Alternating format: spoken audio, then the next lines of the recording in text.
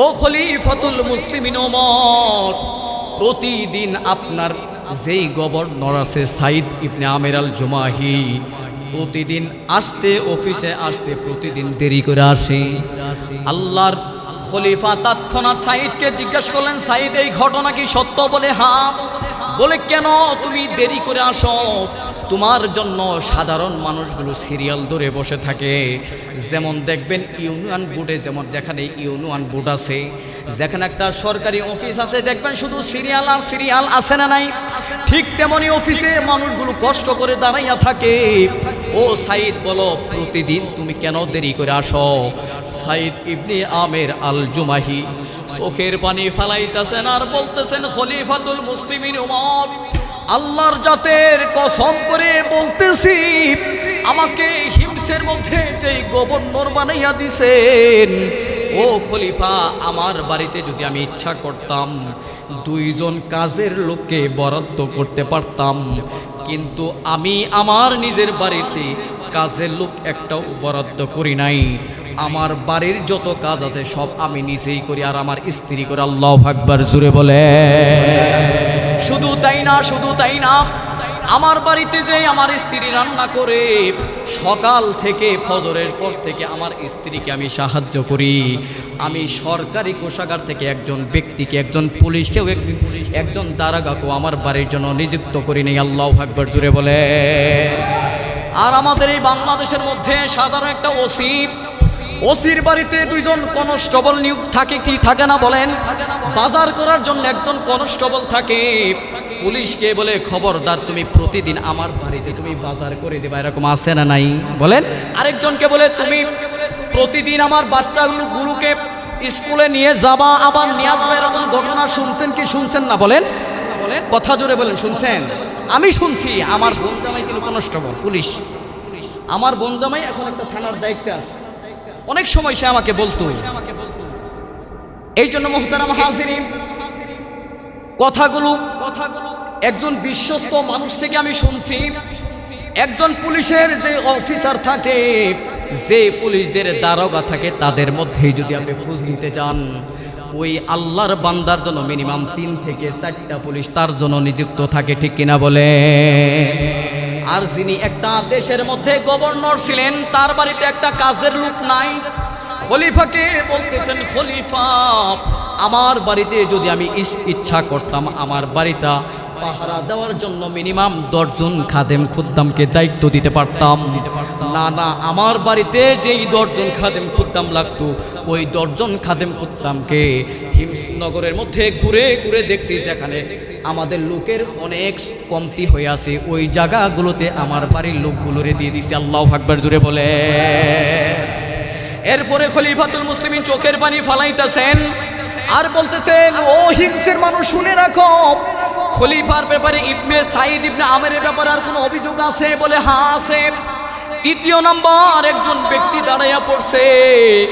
ওই আল্লাহর বান্দা বলতেছেন, খলিফাতুল মুসলিমিন, আমাদের হিমসের মধ্যে যেই ব্যক্তিকে গভর্নর বানাইয়া দিছেন, তিনি একদিন সপ্তাহে অফিসে আসে না। খলিফাতুল মুসলিমিন ওমর তাকে জিজ্ঞাসা করছে, বলো ঘটনা সত্য কিনা? বলে হ্যাঁ, ঘটনা সত্য। বলে কেন তুমি অফিসে আসো না?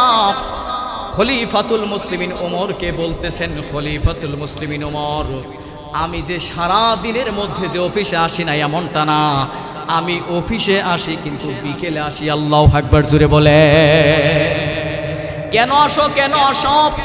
ও খলিফা, আমার গায়ে যেই জামা দেখতেছেন, আমার শরীরে যেই জামা দেখতেছেন, ওই জামাটা শুধু আমি সাইদ ইবনে আমের জন্য বরাদ্দ, কিন্তু আমার জন্য আমি 2টা জামা বানাই নেই। আল্লাহু আকবার, জোরে বলে।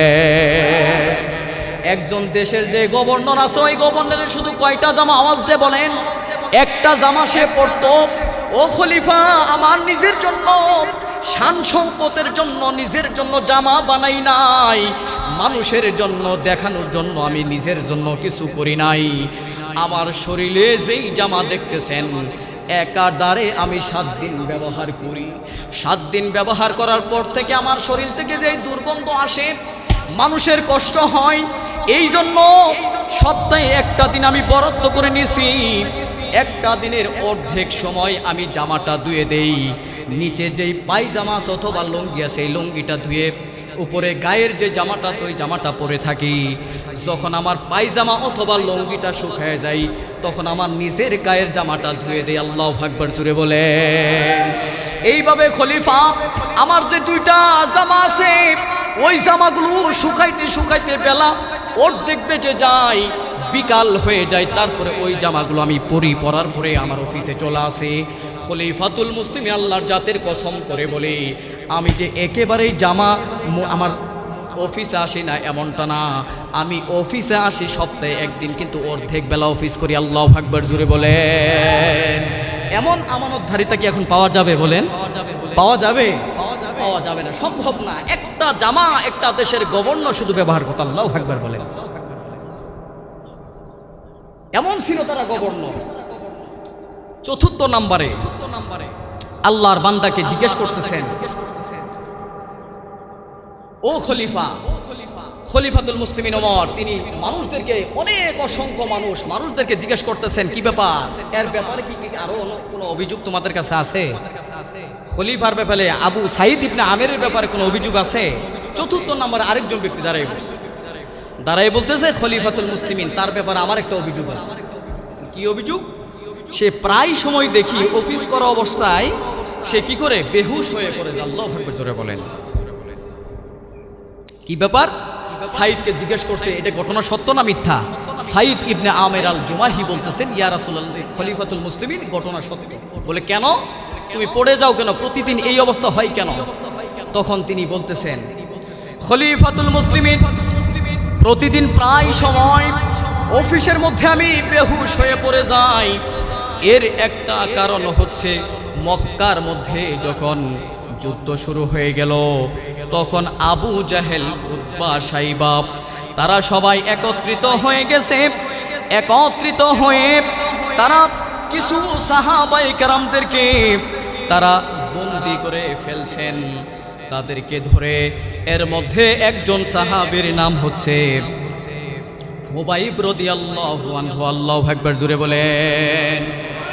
খুবাইবকে তারা গ্রেফতার করে ফেলছে। এমন সময় খুবাইবের হাতে পায়ে বেড়ি লাগাই দিছে।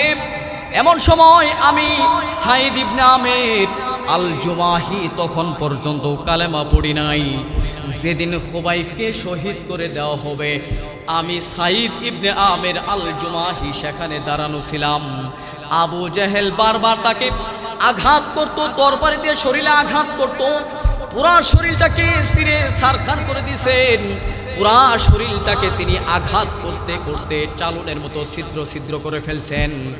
আমরা ওই তামাশাগুলো আমি দেখছিলাম, কিন্তু বারবার বলতেছিলেন খুবাইব শোনো, এই তোমার জায়গাতে যদি মুহাম্মদকে যদি এইভাবে আঘাত করতে করতে ছিদ্র ছিদ্র করে জালের মতো ছিদ্র করে দিতাম তোমার কেমন লাগতো? আল্লাহর জাতের কসম করে বলছেন, আল্লাহর জাতের কসম করে বলি এর সেইতো যদি আমার নবী মুহাম্মদকে যদি কেউ কষ্ট দিত আমি সাঈদ, আমি খুবাইব রাদিয়াল্লাহু আনহু একটা সেকেন্ডের জন্য সহ্য করতে পারতাম না। আল্লাহু আকবার জোরে বলে। যাদের হৃদয়ে আছে আল্লাহর ভয়, বলেন যাদের হৃদয়ে আছে আল্লাহর ভয় তারা কবু পথ ভুলে যায় না। সাথে বলেন যাদের হৃদয়ে আছে আল্লাহর ভয় তারা কবু পথ ভুলে যায় না।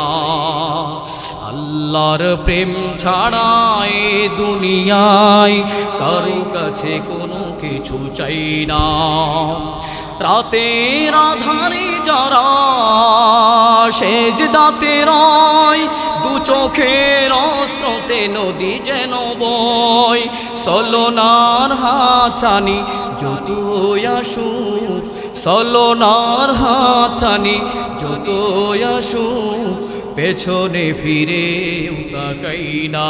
বলেন যাদের হৃদয়ে আছে আল্লাহর ভয় তারা কবু পথ ভুলে যায় না। লা তুলহিকুম আমওয়ালাকুম ওয়ালা আওলাদাকুম আন যিকরিল্লাহ। আল্লাহু আকবার, জোরে বলে। আল্লাহ রাব্বুল আলামিন পৃথিবীর মানুষদেরকে বলেন, ও পৃথিবীর মানুষ শুনে রাখো, আমি আল্লাহ রাব্বুল আলামিন তোমাদেরকে দুনিয়াতে পাঠাইছি, শুধু খামাখা পাঠাই নাই।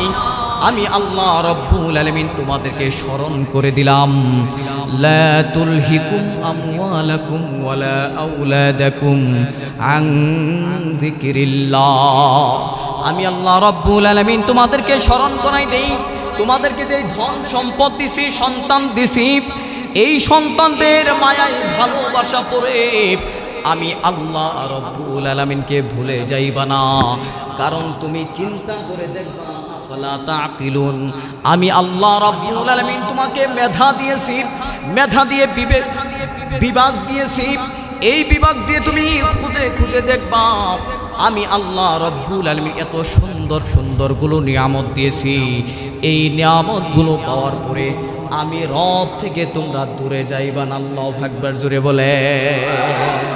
অর্থাৎ আল্লাহ তাআলা স্মরণ করাই দেয়, পৃথিবীর মানুষ দুইটা নিয়ামত পাইলে আল্লাহ রবকে, আমি রবকে মানুষ দূরে সরে যায়। এক নাম্বার হচ্ছে তার সম্পদ। বলেন কি এক নাম্বার? কি সম্পদ। দুই নাম্বার হচ্ছে তার সন্তান। দেখবেন মানুষের মাল আর সম্পদ হলে দেখবেন তার নিজের পরিচয়টাই অনেক সময় অনেক মানুষ ভুলে যায়, ঠিক কিনা বলেন? এই জন্য মুহতারাম হাজিরিন, এই জিনিসটা স্মরণ রাখবেন, দুইটা জিনিস যদি মানুষে পায় রব থেকে তারা অনেক দূরে চলে যায়। এক নাম্বার হচ্ছে তার মাল, দ্বিতীয় নাম্বার হচ্ছে তার সন্তান। এই দুইটা জিনিস যখন মানুষ পায় তখন মানুষের কয়েক দিক দিয়ে তাদের অহমিকা তাদের বেড়ে যায়। এর মধ্যে একটা হলো তাদের অহংকার বেড়ে যায়। যাদের সম্পদ হয় এক নাম্বার দেখবেন তাদের অহংকার বেড়ে যাবে। দ্বিতীয় নাম্বার হচ্ছে গরিব ও দুর্বল মানুষকে তারা মানুষই মনে করে না।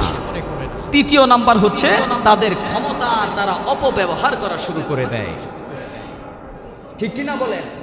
চতুর্থ নাম্বার হচ্ছে মানুষের হক নষ্ট করতে দ্বিধাবোধ করে না। পঞ্চম নাম্বার হচ্ছে তারা আত্মীয় স্বজনের তারা খোঁজ খবর রাখে না, অর্থাৎ আত্মীয় স্বজনের সাথে সম্পর্ক নষ্ট করে ফেলে। এরকম আছে না নাই? ছয় নাম্বার হচ্ছে দুনিয়ার প্রতি তাদের লোভ লালসা আরো বৃদ্ধি পেতে থাকে, নাউজুবিল্লাহ বলেন। এরকম অনেক প্রকার আছে। এর মধ্যে 7 নাম্বার প্রকার হচ্ছে তারা আখিরাতকে তারা ভুলে যায়। যখন আখিরাতকে ভুলে যায় তখন তারা দুনিয়ার যত অপকর্ম আছে সব ধরনের অপকর্ম তাদের দ্বারা করা সম্ভব হয়ে যায়, নাউজুবিল্লাহ বলেন। এই জন্য মুহতারাম হাজিরিন, সাহাবায়ে কেরামের যুগে সাহাবায়ে কেরাম নিজের দুনিয়াকে জিন্দেগিকে এমন ভাবে দূরে সরাইয়া দিছেন, সাহাবায়ে কেরাম এই দুনিয়ার জিন্দেগিকে জিন্দেগি মনে করে নেয়। আল্লাহু আকবার, জোরে বলে। সাহাবায়ে কেরামদের মধ্যে বহু সাহাবায়ে কেরাম তারা ক্ষমতা পেয়েছিলেন, তারা অনেক বড় ক্ষমতা পেয়েছিলেন। এর মধ্যে একজন সাহাবীর নাম হচ্ছে খলিফাতুল মুসলিমিন ওমর ফারুক রাদিয়াল্লাহু আনহু। আল্লাহু আকবার বলে। খলিফাতুল মুসলিমিন ওমর এমন ক্ষমতা পেয়েছিলেন, শুধু একটা বাংলাদেশের সরকার ছিলেন না, গোটা পৃথিবীকে যদি আপনি অর্ধেক ভাগ করেন, গোটা পৃথিবীর অর্ধেক জায়গার তিনি সরকার ছিলেন। আল্লাহু আকবার, জোরে বলে। খলিফাতুল মুসলিমিন ওমর তার নিজের জিন্দেগি এমন সাদা সিধা ছিল, নিজে কখনো তাকাব্বুরি দেখান নাই, কখনো সম্পদের কোনো অহংকার দেখেন নাই। এমন খলিফাতুল মুসলিমিন ওমর ফারুক রাদিয়াল্লাহু আনহু গোটা পৃথিবীর অর্ধেক পৃথিবীকে তিনি শাসন করেছেন। আল্লাহু আকবার, জোরে বলে। খলিফাতুল মুসলিমিন ওমর ওই জমানার মধ্যে একটা হিমস নামে শহর ছিল, ওই শহরকে তিনি পরিচালনা করবেন। হিমস নামে ওই শহরটা পরিচালনা করার জন্য খলিফাতুল মুসলিমিন ওমর ফারুক রাদিয়াল্লাহু আনহু তিনি খুঁজে খুঁজে খুঁজে খুঁজে তিনি দেখতেছেন কোথায় একজন ভালো গভর্নর পাওয়া যায়, আপনারা অনেকেই জানেন যে টাকা আছে বাংলাদেশের, টাকার মধ্যে গভর্নর সাহেব যদি সাইন না দেয় ওই টাকা বাংলাদেশে চলবে না, ঠিক কিনা বলে? একটা টাকার মধ্যে যদি গভর্নর যদি সাইন না দেয় তাহলে ওই টাকা চলবে না। তাহলে একটা গভর্নরের ক্ষমতা আছে না নাই? খলিফাতুল মুসলিমিন চিন্তা করলেন একজন গভর্নরের দরকার। ওই গভর্নরটা হবে হিমসনগরের জন্য। হিমস নামে একটা শহর ছিলেন, ওই শহরের মধ্যে খলিফাতুল মুসলিমিন ওমর একজন আমানতদারী একজন সরকার নিযুক্ত করবেন, গভর্নর নিযুক্ত করবেন। খুঁজতে খুঁজতে একজন আল্লাহর বান্দা পেয়ে গেছেন যার ভিতরে অনেক আমানতধারী, যিনি সব সময় আল্লাহর তসবিহ গুণগান গায়। এমন একজন ব্যক্তি পেয়ে গেলেন যার নাম হচ্ছে সাইদ ইবনে আমের আল জুমাহির। আল্লাহু আকবার, জোরে বলে। সাইদ ইবনে আমের আল জুমাহি তিনাকে হিমসের জন্য গভর্নর হিসাবে পাঠাইয়া দিছেন। এমন একজন গভর্নর হিমস শহরে চলে গেছেন। ওই গভর্নর তিনি পুরা দেশকে পরিচালনা করতেছেন, এমন আমানতের সাথে তিনি দেশ পরিচালনা করতেছেন। খলিফাতুল মুসলিমিন উমর কিছুদিন পরে হিমস থেকে একজন কাফেলা আসছে খলিফার কাছে। ও খলিফাতুল মুসলিমিন, হিমসের মধ্যে এমন অভাব অনাটন চলতেছেন যার কারণে হিমসের কিছু মানুষ দিনের পর দিন না খাইয়া আসা। শুধু তাই না, তারা একবেলা খাবার খাইলে অপর বেলা খাবার পাই না। ও খলিফাতুল মুসলিমিন ওমর, আমাদের হিমসের জন্য আপনার যে সরকারি কোষাগারে কিছু টাকা আছে, ওই টাকা থেকে যদি আমাদের হিমসের জন্য কিছু বরাদ্দ দিতেন তাহলে হিমসের মানুষগুলো এক দুই বেলা আহার খাইয়া বাঁচতে পারত। আল্লাহু আকবার, জোরে বলে। খলিফাতুল মুসলিমিন ওমর ওই কাফেলার আমির সাহেবকে বলে দিয়েছেন, ও আমির, যে জিম্মাদারকে দাঁড়াও। জিম্মাদার সাহেব দাঁড়াইয়া পড়ছেন। জিম্মাদারকে আমিরকে বলে দিতেছেন, আমির শোনো, আমাদের সরকারি কোষাগার থেকে যদি আমরা কিছু আর্থিক সহযোগিতা করি তাহলে একটা সিস্টেমের মাধ্যমে করতে হবে, ঠিক কিনা বলেন? এলাকার মধ্যে যদি কোনো গরিব লোক থাকে, সরকারি কোষাগার থেকে যদি আপনারা বরাদ্দ আনতে চান, মসজিদ মাদ্রাসার জন্য যদি কোনো বরাদ্দ আনতে চান তাহলে সর্বপ্রথম একটা দরখাস্ত লিখতে হয়, ঠিক কিনা বলেন? ওই ব্যক্তির নাম সবকিছু ডিটেল সবকিছু দিতে হয়। ঠিক তেমনি খলিফাতুল মুসলিমিন ওমর এমন একটা লিস্টি চাইছেন। আমির সাহেবের কাছে বললেন, আমির, তোমাদের যে হিমসের মধ্যে যারা অভাব অনাটনে সময় কাটাইতেছেন এমন কিছু ব্যক্তিদের আমার কাছে লিস্ট দিয়ে দাও। আল্লাহু আকবার, জোরে বলে। একজন দুইজন এমন করে 100 জনের একটা তালিকা বানাইছেন। ওই তালিকার মধ্যে 1 নম্বর যেই নামটা ছিল, ওই নামটা হচ্ছে যিনি ওই জমানার মধ্যে হিম শহরের মধ্যে যিনি গভর্নর ছিলেন, সাইদ ইবনে আমের আল জুমাহির। আল্লাহু আকবার, জোরে বলে।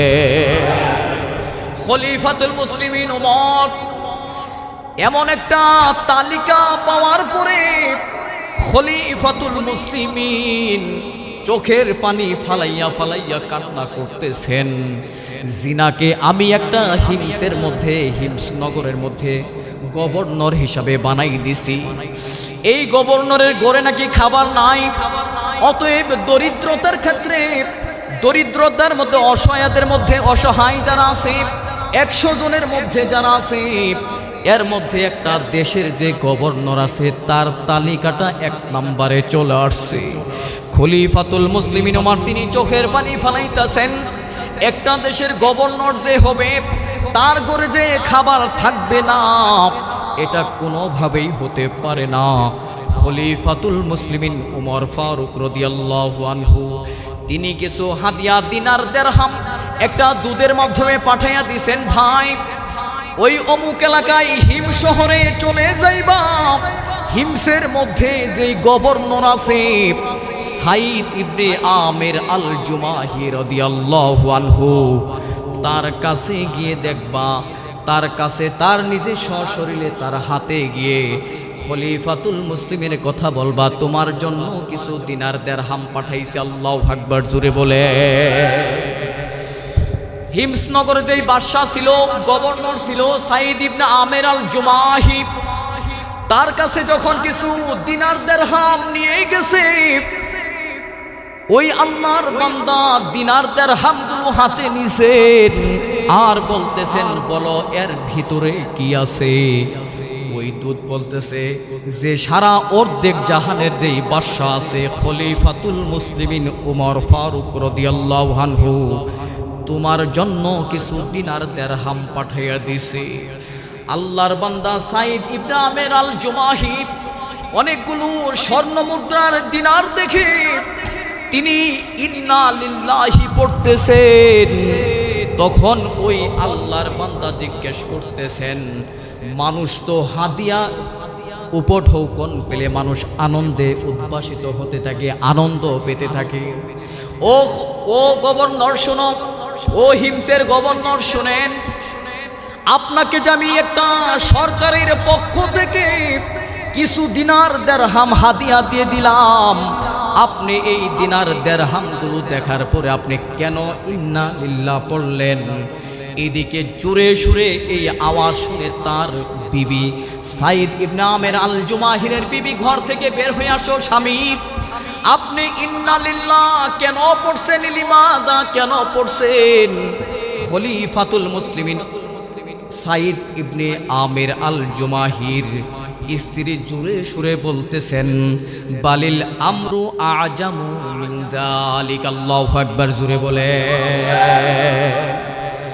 খলিফাতুল মুসলিমিন উমর রাদিয়াল্লাহু আনহু যেই হাদিয়া উপঢৌকন পাঠাইছেন, ওই উপঢৌকন দেখার পরে তিনি ইন্না লিল্লাহি ওয়া ইন্না ইলাইহি রাজিউন পড়ার সাথে সাথে বিবি বলতেছেন, হাল কুতিলা ওমর, ও স্বামী, আমার প্রাণ প্রিয় স্বামী, আপনি ইন্না লিল্লাহ পড়ছেন কেন? এই দেশের যে বাদশা আছে খলিফাতুল মুসলিমিন উমর, তিনি কি দুনিয়া থেকে চলে গেছে, এর জন্য কি আপনি ইন্না লিল্লাহ পড়ছেন? স্বামী জবাব দিতেছেন, সাইদ ইবনে আমের আল জুমাহি তিনি জবাব দিতেছেন, না না, হাল বালিল আমরু আজামু মিন যালিক। নানার স্ত্রী, আমার ঘরের মধ্যে যেই লোকটা আছে, যেই খবরটা আমাকে দিছে, ওই খবরটা খলিফাতুল মুসলিমিন ওমর ফারুক রাদিয়াল্লাহু আনহু ইন্তেকালের চাইতেও ভয়াবহ খবর। নাউজুবিল্লাহ বলে। এইভাবে তাকে বারবার জিজ্ঞেস করতেছেন, ও খলিফাতুল মুসলিমিন ওমর ফারুক রাদিয়াল্লাহু আনহু কি এমন খবর পাঠাইছেন? স্ত্রী বারবার কান্না করতেছেন, তাহলে কি হাল কুতিলাল মুসলিমুনা ফিল মাআরিজ, আপনি বলেন তাহলে যেই কাফেলাটা যুদ্ধের ময়দানে অংশগ্রহণ করছে, ওই কাফেলারা সবাই কি শহীদ হয়ে গেছে? খলিফাতুল মুসলিমিন ওমর ফারুক রাদিয়াল্লাহু আনহুর যেই জিম্মাদার ছিলেন সাইদ ইবনে আমের আল জুমাহি চোখের পানি ফালাইতেছেন, বিবি শুনো, যেই ঘটনাগুলো তুমি বলতেছো ওই কথার সেই তো এটা ভয়ঙ্কর খবর। তখন সাইদ ইবনে আমের আল জুমাহি বলতেছেন, স্ত্রী শোনো, আমার ঘরের মধ্যে যেই খবর নিয়ে আসছে, যেই বার্তাগুলো আমার কাছে নিয়ে আসছে, এটা সবচেয়ে ভয়ঙ্কর হলো উদখিলাত আলাইয়া দুনিয়া। আল্লাহু আকবার জোরে বলে। বিবিকে বলতেছেন, কান্না করতেছেন আর বলতেছেন, বিবি শোনো, আমার ঘরে যেই লোকটা আসছে আমাকে খবর দেওয়ার জন্য, এমন একটা খবর নিয়ে আসছে, যেই খবর শুনে আমি নিজেই পেরেশানিতে পড়ে গেছি। আমার ঘরের মধ্যে সে সুসংবাদ আনে নাই, সে দুঃসংবাদ আনছে। আমার ঘরের মধ্যে সে দুনিয়া আনছে। এই দুনিয়া আমার ঘরের মধ্যে যদি ঢুকে যাই, আমি সাইদ ইবনে আমের আল জুমাহি নিজেই ধ্বংস হয়ে যাব, এই আশঙ্কা করতেছি। আল্লাহু আকবার জোরে বলে। দেখেন সাইদ ইবনে আমের আল জুমাহির এই ঘটনাগুলো, যেই দূত এই চিঠিটা হাতিয়াকে সহ সাইদের কাছে নিয়ে গেছিলেন, ওই আল্লাহর বান্দা খলিফাতুল মুসলিমিন ওমরের কাছে গেছেন। ওমর রাদিয়াল্লাহু আনহু জিজ্ঞাসা করলেন, ও দুধ শোনো, সাইদের কাছে কি হাদিয়াটা পৌঁছাইয়া দিছ? তিনি বলতেছেন, ও খলিফা শুনেন, কেমন ব্যক্তিকে আপনি গভর্নর বানাইয়া দিছেন, যেমন আল্লাহওয়ালা যেই হাদিয়া উপঢৌকন আপনি আমার কাছে পাঠাইয়া দিছেন, ওই হাদিয়া পাওয়ার সাথে সাথে সে ইন্না লিল্লাহ জোরে সুরে আওয়াজ দিয়ে বলা শুরু করে দিছে, আল্লাহু আকবার জোরে বলে। কেমন বাদশা, কেমন গভর্নর ছিলেন, কেমন ব্যক্তিত্ব আপনি গভর্নর বানাইয়া দিছেন, এমন একজন ব্যক্তি হাজারের মধ্যেও পাওয়া যাবে না। খলিফাতুল মুসলিমিন ওমর তাকে জিজ্ঞাসা করছে, কি ব্যাপার, কি হয়েছে, ঘটনা খুলে বলো। আল্লাহর বান্দা বলতেছেন, ও খলিফা, তার কাছে যখন উপঢৌকনটা নিয়ে গেলাম, তার মনটা একেবারেই মলিন হয়ে গেছে। তার চেহারার মধ্যে যে একটা আনন্দের ভাব ছিল, সেই আনন্দের ভাব নষ্ট হয়ে গেছে, তার চেহারাটা মলিন হয়ে গেছে। আপনার পক্ষ থেকে যেই হাদিয়াগুলো পাঠাইছিলেন, ওই হাদিয়াগুলো আমার চোখের সামনে সাথে সাথেই ওই হিমসের মধ্যে যারা গরিব ছিল, যারা অসহায় ছিল, ওই অসহায়দের মধ্যে তৎক্ষণাৎ বিলীন করে দিয়েছে। আল্লাহু আকবার জুড়ে বলে। কেমন বাদশা ছিলেন দেখেন, নিজের ঘরে এক বেলা খাবার পায় না, কিন্তু ওই হাদিয়াগুলো তিনি নিজের চোখের সামনে উনি চিন্তা করছে, এই হাদিয়াগুলো যদি আমার ঘরে গ্রহণ করি, তাহলে আমি এই পরকাল থেকে আমি দূরে সরে যাব। এই ভয়ের কারণে যে হাদিয়া ছিল, ওই জমানার মধ্যে যে অসহায় দরিদ্র গরিব ছিল, তার চোখের সামনে সব হাদিয়াগুলো তিনি বিলীন করে দিয়েছেন। আল্লাহু আকবার জোরে বলেন। তারা দেশ শাসন করেছেন, পুরো একটা দেশের পৃথিবীর একটা সাইড তাকে গভর্নর হিসাবে পাঠাইছেন। একটা গভর্নরের ক্ষমতা কি, এটা তো আপনারা সবাই জানেন। যেই টাকার মধ্যে তার সাইন ছাড়া ওই টাকা অচল, ঠিক কিনা বলেন। এমন একটা গভর্নর ছিল, কিন্তু ওই গভর্নরের ঘরে খাবার ছিল না। কত আমানতের সাথে তারা দেশ পরিচালনা করছেন। খলিফাতুল মুসলিমিন ওমরের কাছে সব ঘটনা খুলে বললেন। তখন খলিফাতুল মুসলিমিন ওমর চিন্তা করলেন যে এমন একজন আমানতধারী গভর্নরকে আমার দেখা দরকার, তার খোঁজ খবর নেওয়া দরকার, ঠিক কিনা বলেন। সে ইতিহাস ক্রস করছে না, বলেন আমাদের যদি সরকারের পক্ষ থেকে আমাদের মসজিদে বরাদ্দ আসে, বলেন আমরা মুসল্লিরা সবাই খুশি হব কি হব না? আর ব্যক্তিগতভাবে এই চনপাড়াতে যদি কোনো সরকারের পক্ষ থেকে কোনো অবদান সরাসরি ওই ব্যক্তির কাছে আসে, সে ছবি উঠাইবে, তারেক সাহেবের সাথে ছবি উঠাইয়া দেখবেন আপনাদের চনপাড়াতে 3 রাস্তার মোড়ে এটা ঝুলাই রাখবে। কি ব্যাপার, তারেক রহমানের সাথে পক্ষ থেকে সরাসরি আমাকে হাদিয়া দিছে, ঠিক কিনা বলেন, আমাকে কিছু উপহার উপঢৌকন দিছে। এই আনন্দে সে আত্মসারা হয়ে যাবে। কিন্তু ওই জমানার গভর্নরের পক্ষ থেকে, যিনি বাদশা ছিল, বাদশার পক্ষ থেকে যেই হাদিয়াগুলো আসছে, তিনি ওই হাদিয়া গ্রহণ না করে উনি আরো কষ্ট পাইছে। আল্লাহু আকবার জোরে বলেন। কেমন বাদশা ছিল, তারা কেমন ভাবে দেশ পরিচালনা করছে।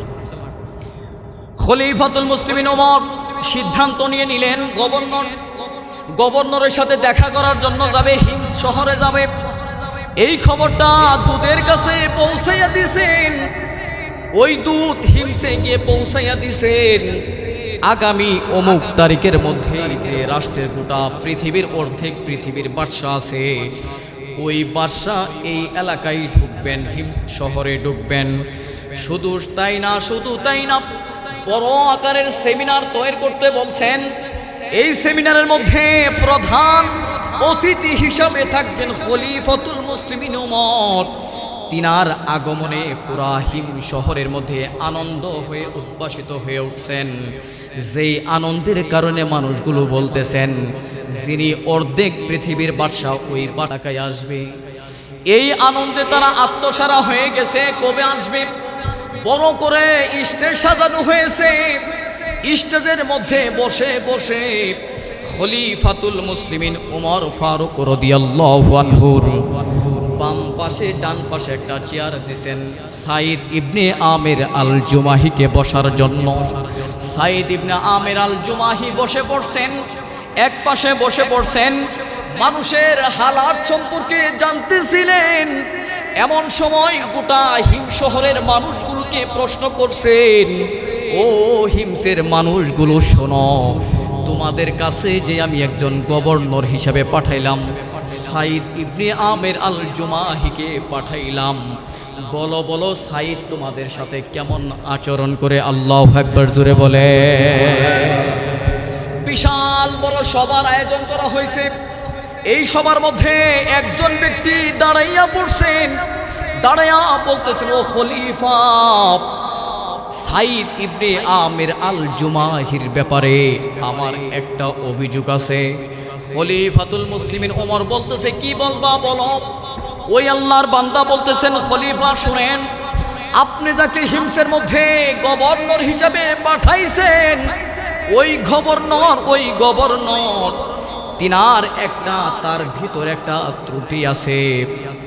সে প্রতিদিন সারাদিন দিনের বেলা এই হিম শহর মানুষের জন্য সময় বরাদ্দ করে দিছে, কিন্তু যে রাতের বেলা তার প্রয়োজনের জন্য যদি তার বাড়িতে যাই, সন্ধ্যার পরেই তার ঘরের দরজাটা লাগানো থাকে। খলিফাতুল মুসলিমিন ওমর সাইদ ইবনে আমিরকে জিজ্ঞাসা করছেন, সাইদ এই ঘটনা কি সত্য? বলে হ্যাঁ সত্য। ও সাইদ, তোমাকে আমি হিমসের মধ্যে পাঠাইছি কেন জানো? মানুষকে সেবা করার জন্য, মানুষের পাশে দাঁড়ানোর জন্য, কিন্তু তুমি দিনের বেলা তাদেরকে সময় দাও, রাত্রের বেলা সময় দাও না কেন? সাইদ ইবনে আমের আল জুমাহি চোখের পানি ফালাইতেছেন আর বলতেছেন, ও খলিফাতুল মুসলিমিন ওমর, ভালো করে শুনেন, ভালো করে শুনে নেন। আমি সাইদ ইবনে আমের সারাটা দিন এই হিমসের মধ্যে যত মানুষ আছে, এই মানুষের জন্য আমি বরাদ্দ করে দিছি, কিন্তু যেই রাতের অংশটা আছে, ওই রাতের অংশটা আমি রবের জন্য বরাদ্দ করে দিছি। আল্লাহু আকবার জোরে বলে।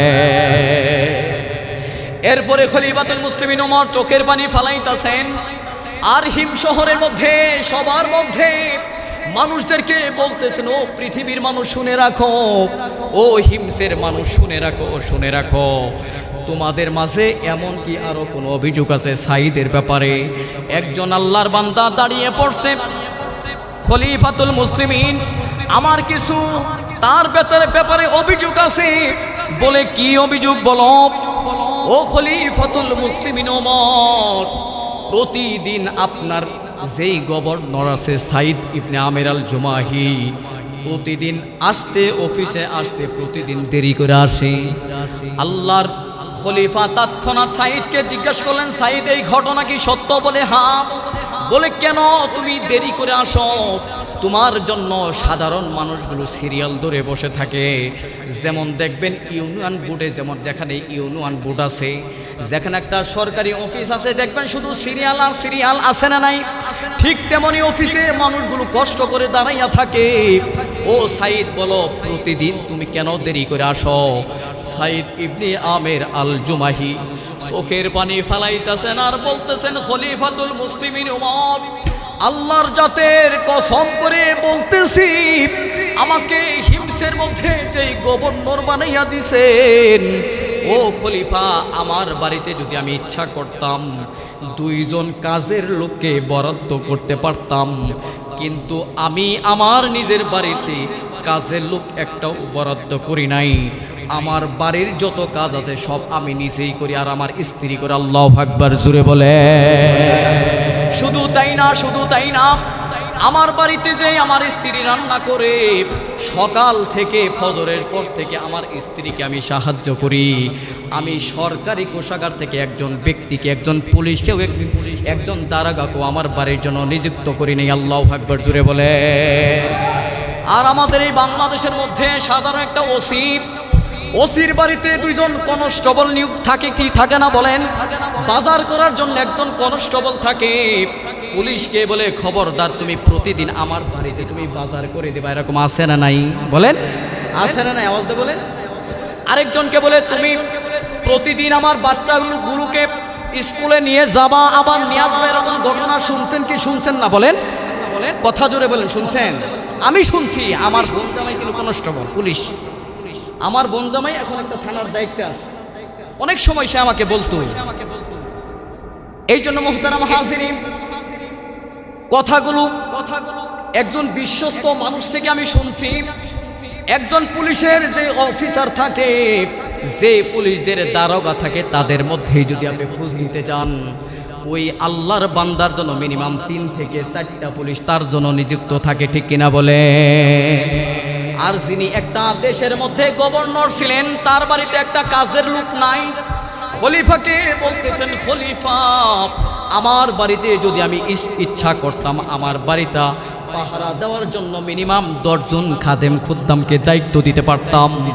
না না, আমার বাড়িতে যেই 10 জন খাদেম খুদ্দাম লাগতো, ওই 10 জন খাদেম খুদ্দামকে হিমসনগরের মধ্যে ঘুরে ঘুরে দেখছি যেখানে আমাদের লোকের অনেক কমতি হয়ে আছে, ওই জায়গাগুলোতে আমার বাড়ির লোকগুলোরে দিয়ে দিছি। আল্লাহু আকবার জোরে বলে। এরপরে খলিফাতুল মুসলিমিন চোখের পানি ফালাইতেছেন আর বলতেছেন, ও হিমসের মানুষ শুনে রাখো, খলিফার ব্যাপারে ইবনে সাইদ ইবনে আমেরের ব্যাপারে আর কোনো অভিযোগ আছে? বলে হ্যাঁ আছে। 3য় নাম্বার একজন ব্যক্তি দাঁড়াইয়া পড়ছে, ওই আল্লাহর বান্দা বলতেছেন, খলিফাতুল মুসলিমিন আমাদের হিমসের মধ্যে যেই ব্যক্তিকে গভর্নর বানাইয়া দিছেন, তিনি একদিন সপ্তাহে অফিসে আসে না। খলিফাতুল মুসলিমিন ওমর তাকে জিজ্ঞাসা করছে, বলো বলো ঘটনা সত্য কিনা? বলে হ্যাঁ ঘটনা সত্য। বলে কেন তুমি অফিসে আসো না?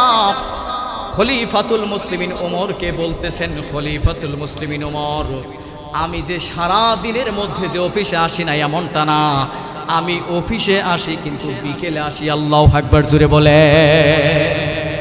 কেন আসো কেন আসো? ও খলিফা আমার গায়ে যেই জামা দেখতেছেন, আমার শরীরে যেই জামা দেখতেছেন, ওই জামাটা শুধু আমি সাইদ ইবনে আমের জন্য বরাদ্দ, কিন্তু আমার জন্য আমি 2টা জামা বানাই নেই। আল্লাহু আকবার জোরে বলে। একজন দেশের যে গভর্নর আছে, ওই গভর্নরের শুধু কয়টা জামা? আওয়াজ দিয়ে বলেন। একটা জামা সে পরতো। ও খলিফা আমার নিজের জন্য শান শৌকতের জন্য নিজের জন্য জামা বানাই নাই, মানুষের জন্য দেখানোর জন্য আমি নিজের জন্য কিছু করি নাই। আমার শরীরে যেই জামা দেখতেছেন একাধারে আমি 7 দিন ব্যবহার করি। 7 দিন ব্যবহার করার পর থেকে আমার শরীর থেকে যেই দুর্গন্ধ আসে, মানুষের কষ্ট হয়, এই জন্য সপ্তাহে একটা দিন আমি বরাদ্দ করে নিছি। একটা দিনের অর্ধেক সময় আমি জামাটা ধুয়ে দেই, নিচে যেই পায়জামা অথবা লুঙ্গি আছে এই লুঙ্গিটা ধুয়ে উপরে গায়ের যে জামাটা আছে ওই জামাটা পরে থাকি। যখন আমার পায়জামা অথবা লুঙ্গিটা শুকায় যায়, তখন আমার নিজের গায়ের জামাটা ধুয়ে দেই। আল্লাহু আকবার জোরে বলে। এইভাবে খলিফা আমার যে 2টা জামা আছে, ওই জামাগুলো শুকাইতে শুকাইতে বেলা অর্ধেক বেজে যায়, বিকাল হয়ে যায়, তারপরে ওই জামাগুলো আমি পরার পরে আমার অফিসে চলে আসে। খলিফাতুল মুসলিমিন আল্লাহর জাতের কসম করে বলে, আমি যে একেবারেই জামা আমার অফিসে আসি না এমনটা না, আমি অফিসে আসি সপ্তাহে একদিন, কিন্তু অর্ধেক বেলা অফিস করি। আল্লাহু আকবার জোরে বলেন। এমন আমানতধারিতা কি এখন পাওয়া যাবে? বলেন পাওয়া যাবে? পাওয়া যাবে না, সম্ভব না। একটা জামা একটা দেশের গভর্নর শুধু ব্যবহার করত। আল্লাহু আকবার বলেন। এমন ছিল তারা গভর্নর। 4র্থ নাম্বারে আল্লাহর বান্দাকে জিজ্ঞেস করতেছেন, ও খলিফা, খলিফাতুল মুসলিমিন ওমর তিনি মানুষদেরকে অসংখ্য মানুষদেরকে জিজ্ঞেস করতেছেন, কি ব্যাপার, এর ব্যাপারে কি আরো কোনো অভিযোগ তোমাদের কাছে আছে? খলিফার ব্যাপারে আবু সাইদ ইবনে আমেরের ব্যাপারে কোনো অভিযোগ আছে? 4র্থ নম্বরে আরেকজন ব্যক্তি দাঁড়াই বলতেছে, খলিফাতুল মুসলিমিন তার ব্যাপারে আমার একটা অভিযোগ আছে। কি অভিযোগ? সে প্রায় সময় দেখি অফিস করা অবস্থায় সে কি করে বেহুশ হয়ে পড়ে যায়। আল্লাহু আকবার জোরে বলেন। কি ব্যাপার? সাইদকে জিজ্ঞেস করছে, এটা ঘটনা সত্য না মিথ্যা? সাইদ ইবনে আমের আল জুমাহি বলতেছেন, ইয়া রাসূলুল্লাহ, খলিফাতুল মুসলিমিন ঘটনা সত্য। বলে কেন? তুমি পড়ে যাও কেন? প্রতিদিন এই অবস্থা হয় কেন? তখন তিনি বলতেছেন, খলিফাতুল মুসলিমিন প্রতিদিন প্রায় সময় অফিসের মধ্যে আমি বেহুশ হয়ে পড়ে যাই। এর একটা কারণ হচ্ছে মক্কার মধ্যে যখন যুদ্ধ শুরু হয়ে গেল, তখন আবু জাহেল, উতবা, সাইবা তারা সবাই একত্রিত হয়ে গেছে। একত্রিত হয়ে তারা কিছু সাহাবায়ে কেরামদেরকে তারা বন্দী করে ফেলছেন, তাদেরকে ধরে। এর মধ্যে একজন সাহাবীর নাম হচ্ছে খুবাইব রাদিয়াল্লাহু আনহু, আল্লাহু আকবার জোরে বলেন। খুবাইবকে তারা গ্রেফতার করে ফেলছে। এমন সময় খুবাইবের হাতে পায়ে বেড়ি লাগাই দিছে। এমন সময় আমি সাইদ ইবনে আমের আল জুমাহি তখন পর্যন্ত কালেমা পড়ি নাই। যেদিন খুবাইবকে শহীদ করে দেওয়া হবে, আমি সাইদ ইবনে আমের আল জুমাহি সেখানে দাঁড়ানো ছিলাম। আবু জেহেল বারবার তাকে আঘাত করত, তরবারি দিয়ে শরীরে আঘাত করত।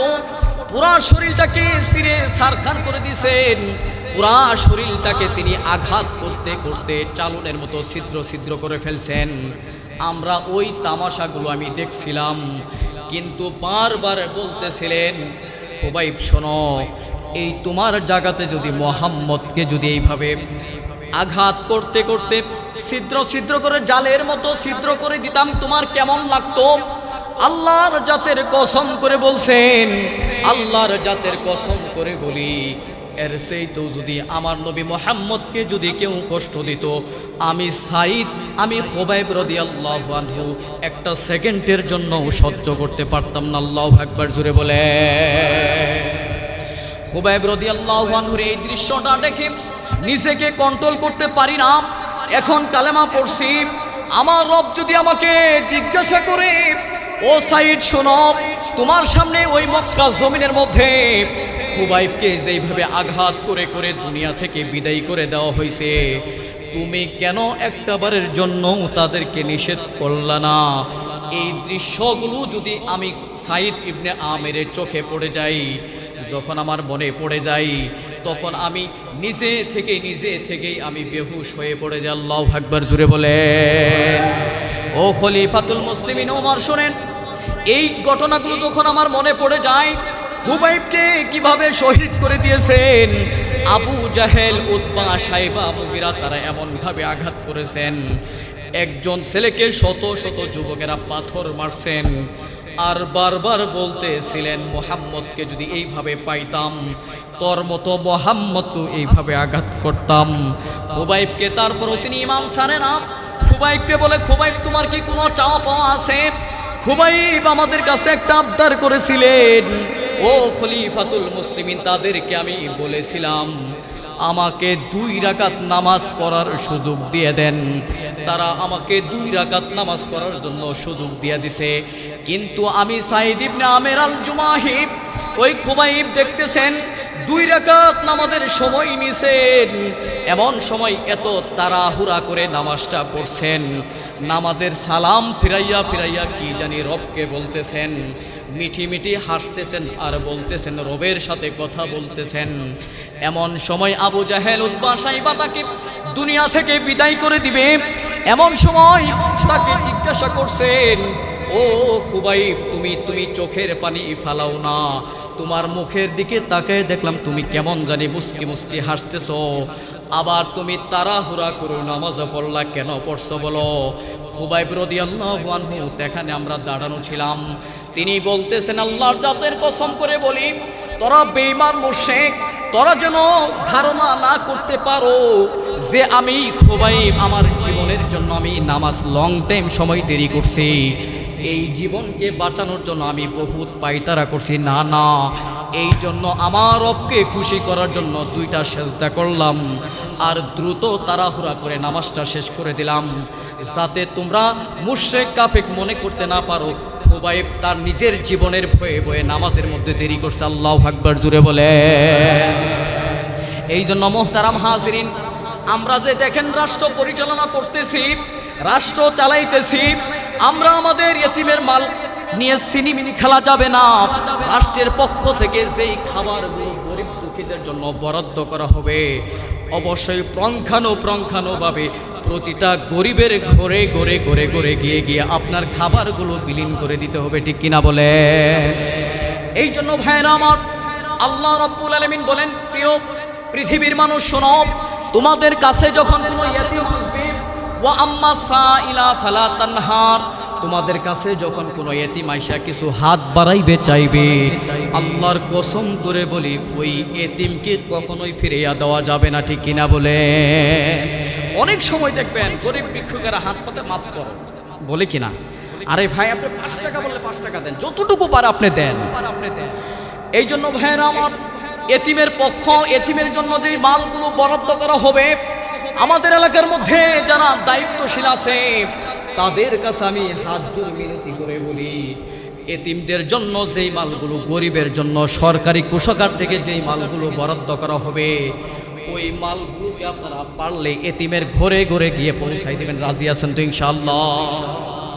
এই জন্য ভাইয়েরা আমার, এতিমদের জন্য আল্লাহ রব্বুল আলামিন যেই মালগুলো বরাদ্দ করছেন, আল্লাহ রব্বুল আলামিন বলেন হকুল ইবাদ, আল্লাহর যে হক আছে, হকুল ইবাদ, বান্দার হক আছে, একটা হকের নাম হলো হকুল্লাহ।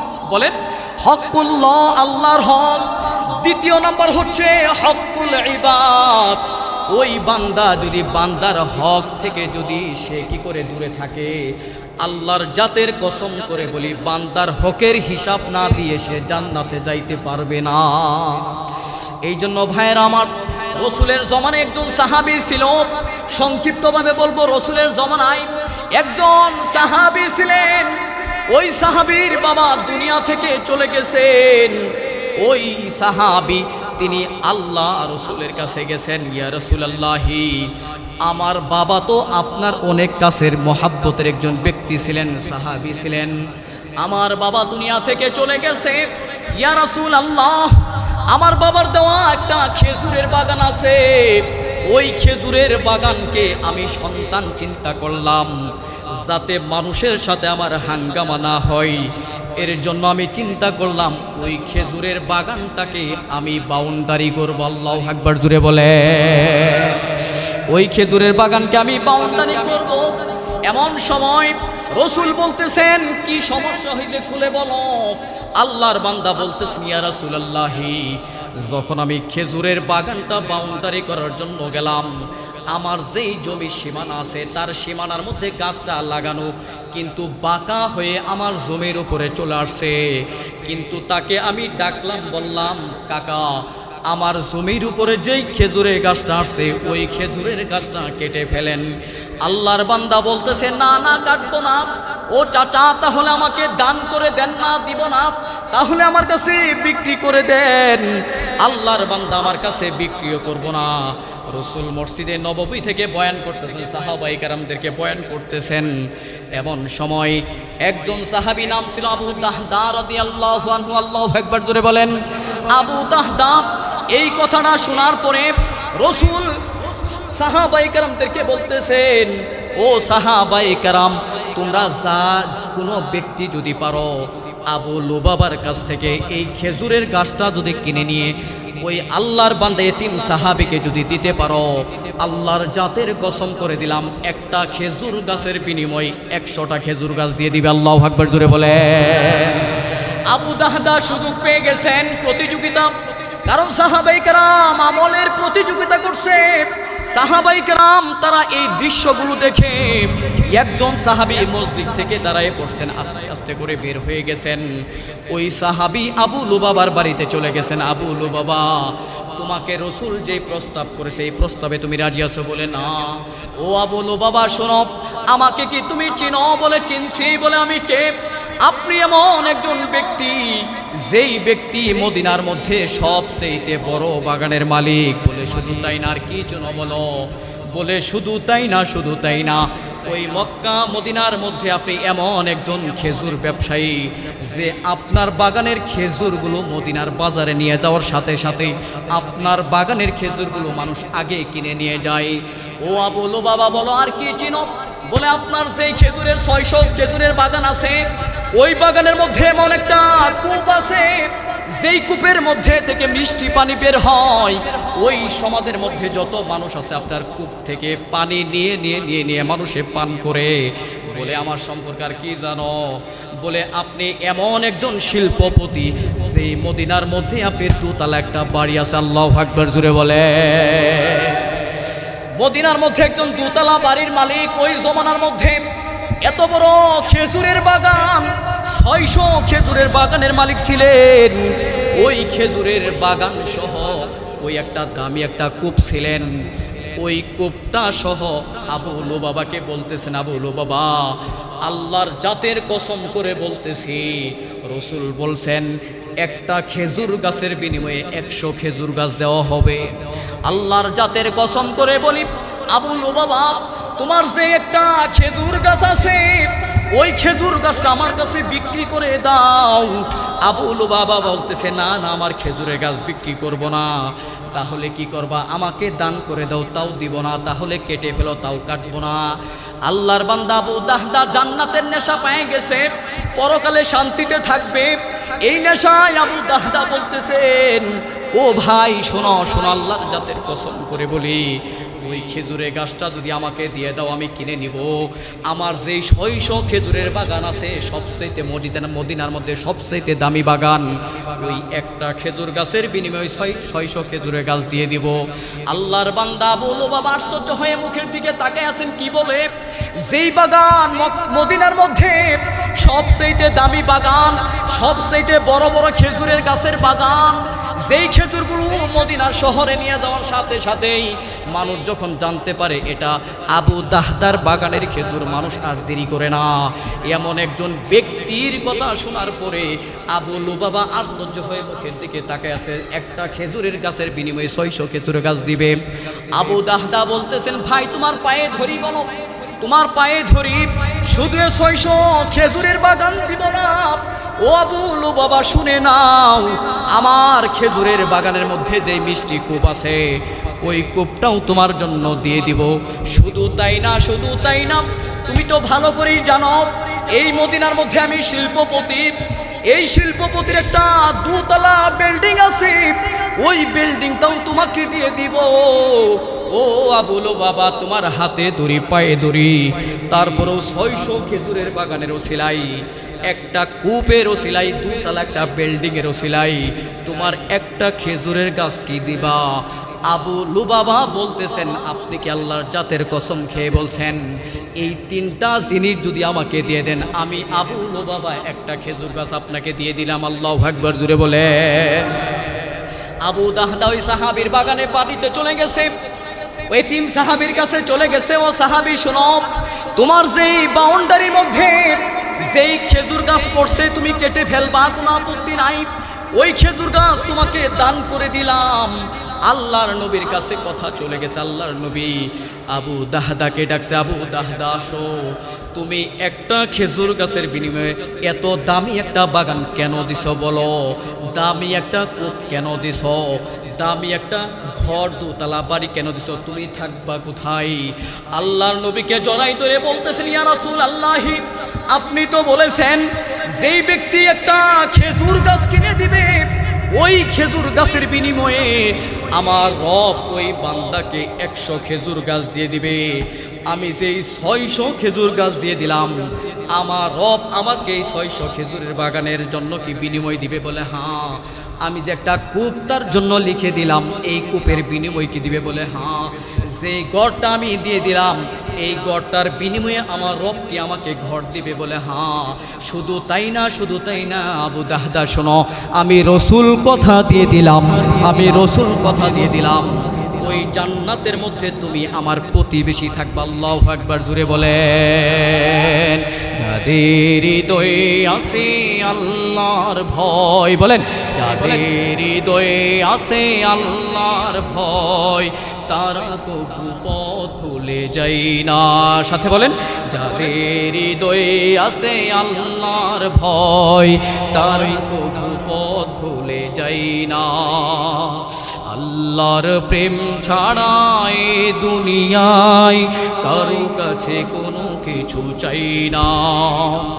রাতের আধারে যারা সেজদাতে রয়, 2 চোখের স্রোতে নদী যেন বয়, সলনার হাছানি যতই আসুক, সলনার হাছানি যতই আসুক, পেছনে ফিরে তাকাই না। বলেন, যাদের হৃদয়ে আছে আল্লাহর ভয়, তারা কবু পথ ভুলে যায় না।